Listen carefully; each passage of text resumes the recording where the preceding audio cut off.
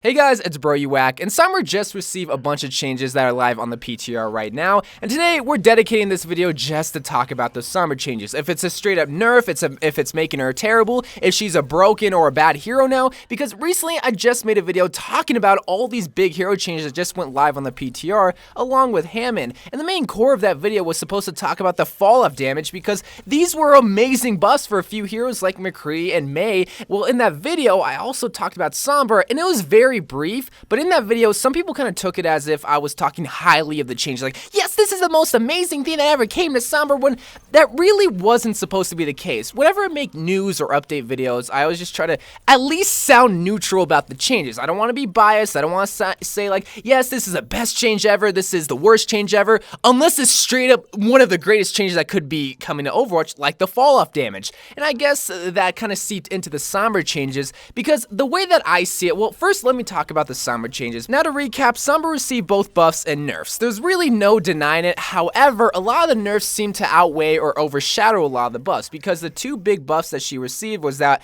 now she's able to be invisible for however long you want, and the second buff was that now the translocator doesn't have a timer. You can teleport at any given time period. So those are two amazing buffs, and if those two things came to the PTR and nothing else, this would make Sombra one of the best heroes in the game, because that's her niche in the Overwatch hero roster, is that she's the only hero that can really go invisible, and really the only hero that can go from from place to place to place, hack a lot of things. She's a very, very unique hero, which is why a lot of people are getting antsy and getting all caught up on these big changes. Because now let's actually talk about the nerfs, which is what a lot of people are just getting so worked up about. And the first thing, and I think the biggest thing that people really don't like, is the detect radius. So beforehand, I think it was 2 meters or 1 meter. You had to be very up close and personal, but now the updated detect radius or whatnot is 4 meters. So this means even if you have a little bit of distance between you as Sombra and an enemy player, you can still be detected even if you thought you weren't going to be detected.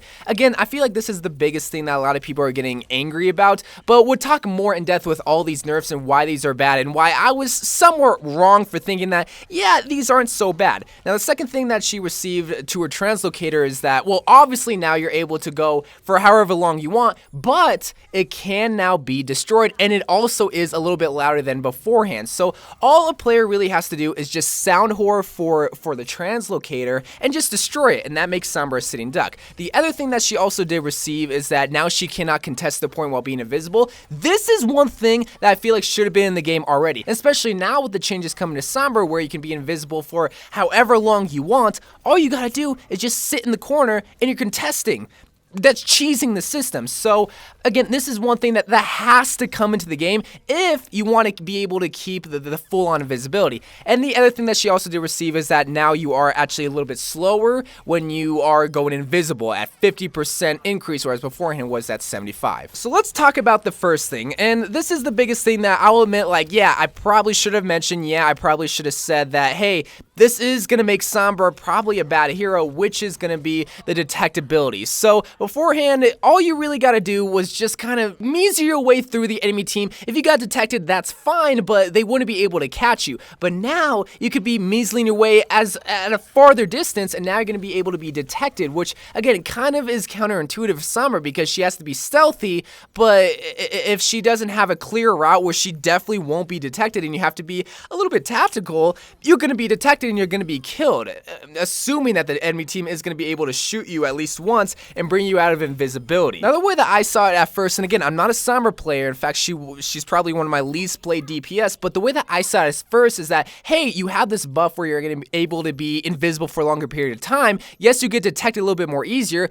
Pick a route where you're not going to be detected. This means going the longest distance and setting up behind the enemy team, killing the Zenyatta and killing the Ana. That's the way that I saw it. And in all honesty, there's not a lot of routes like that. So again, I'll admit that I was wrong for thinking like that because it takes certain maps to be able to do that. A lot of the times with Sombra players, they have to kind of get in the mix with the enemy team, kind of heading head on, but also getting the side. You know, it just takes that one lucky hero spot to be able to detect you, be like, hey, there's a Sombra Sombra right there. Even though they were all by themselves, you just happen to get unlucky and get detected, even though you thought you had enough distance between you and the enemy player. Hopefully it made sense for both arguments, but again, this is a pretty bad thing that is coming to Sombra, I will admit, because now you have to take the longer routes, you have to set up a lot slower, which isn't all that good. And the last thing that I need to talk about is actually the translocator. And this is one thing that is kind of a gray area because you have to actually be able to hear the game to at least hear the translocator. But even if you just see it, that big purple square circle thing,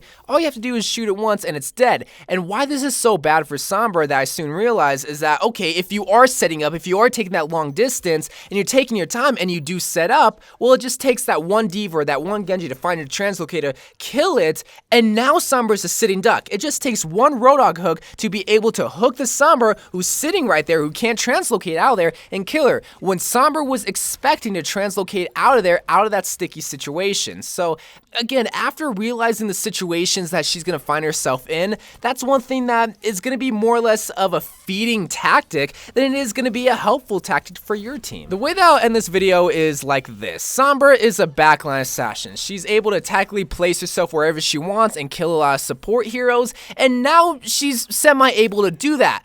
However, if a team is organized and if a team is able to gang up on the Sombra player and really just find out where a translocator is, or somewhere just spread out, Sombra is going to be a completely useless hero.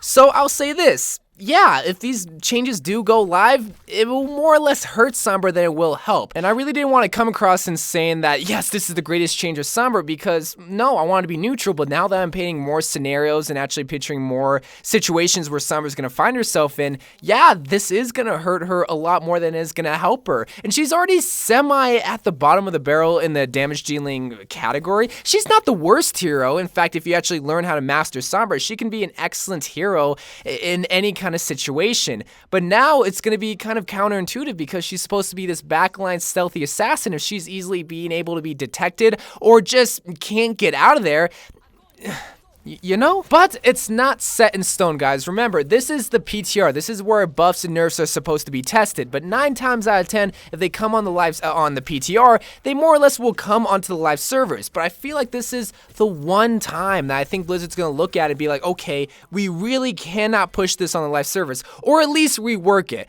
And I want you guys to comment down below. What would you want to be kept with this change? Is it the slowdown? Is it the infinite amount of visibility? Is it the translocator destroying? Well, what do you want to be kept? I would like to know. So anyway, guys, I love you guys. Thank you guys for watching. More Overwatch videos to come, and bye.